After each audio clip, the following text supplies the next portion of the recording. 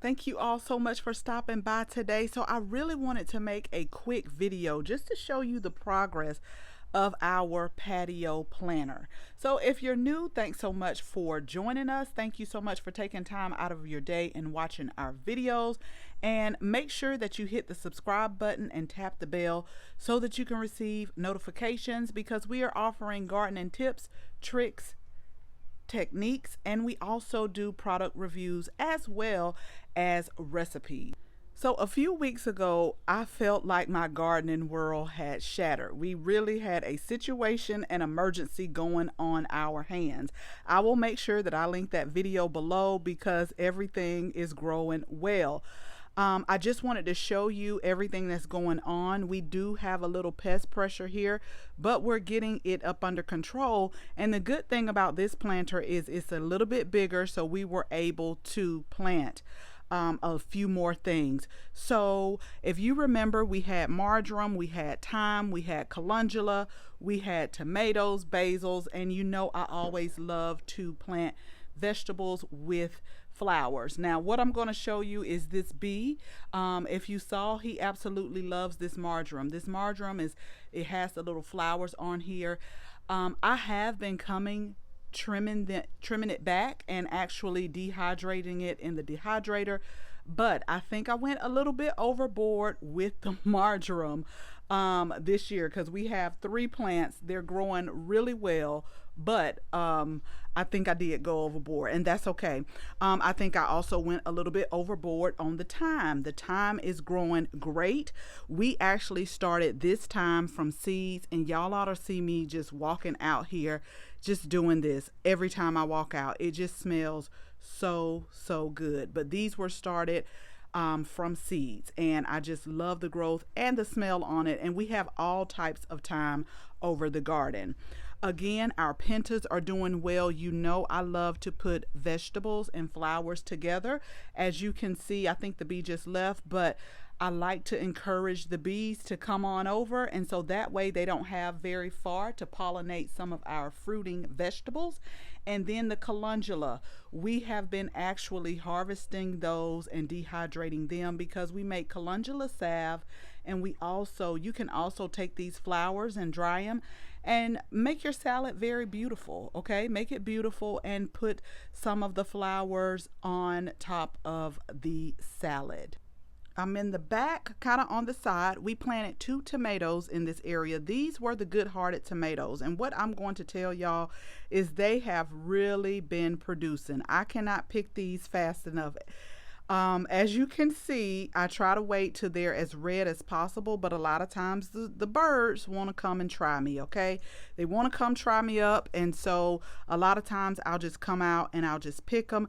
They have slowed down just a little bit, but I do see where they are amping back up. But we did have a couple of pest problems that I am currently working on, and we're getting that up under control. And I will just tell y'all, stuff like that happens.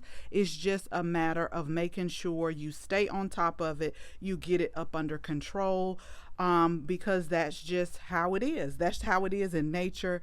And then we have some just kind of crawling over to the thyme, but that's okay. But the flavor of the good-hearted tomatoes is very good with your salad. So it's kind of like a little bit bigger than the cherry tomato, if you could see. Let me move it back for you, but it really has a good tomato taste, and it smells so good. I want to kind of peek over here really quick because we always keep the oil field. Now we're still on our feeding schedule, but we do keep the oil field to kind of help us out. If you all remember me telling you, eventually when my husband has a little bit of time for me to supervise him, we want to run like another drip line up here. I already have the drip line, the same one that we have in the new raised garden bed, but for now we're using the oil. It keeps the soil around it moist. This is the medium one.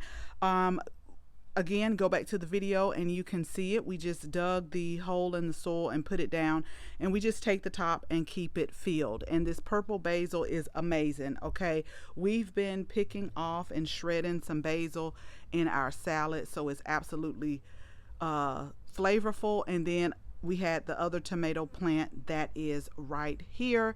Again, a little bit of pest pressure, but that is, we're getting it up under control. And then we have a couple of calendula plants that are ready to burst out with blooms. But some of these were from the seeds that we saved last year. And then some of them were, I think, the new ones. I had so many different types of calendula that I had. So every time I see the bloom, it's a surprise to me. Okay. It's definitely a surprise because I planted some out in the other part of the garden too. And then again, just more calendula ready to pop. I don't know what color this one is going to be. And then our other little thyme right here in the back. As a matter of fact, I am probably going to do a cutting of the thyme and go take that in and dry it as well, because one of my favorites is roasted potatoes with thyme and rosemary, garlic, salt, pepper, and a little bit of olive oil. So I just wanted to keep you all updated on the growth of our new patio planter. Again, if you didn't see the video, go back and watch it. I'm laughing now, but it was not funny when it happened. But everything is growing good. We're into some of the hottest days of the summer coming up. So I just want to make sure that I keep everything watered, everything fed, and make sure that I continue to do my gardening checks for pest. So as always, thank you all so much for watching this video, and I hope you share this video with your family and your friends. If you are not a subscriber, we would absolutely love to have you as a subscriber. So make sure you tap the bell so that you can receive notification each and every time we upload a new video. Again, thank you all so much for watching, and until the next video, bye bye.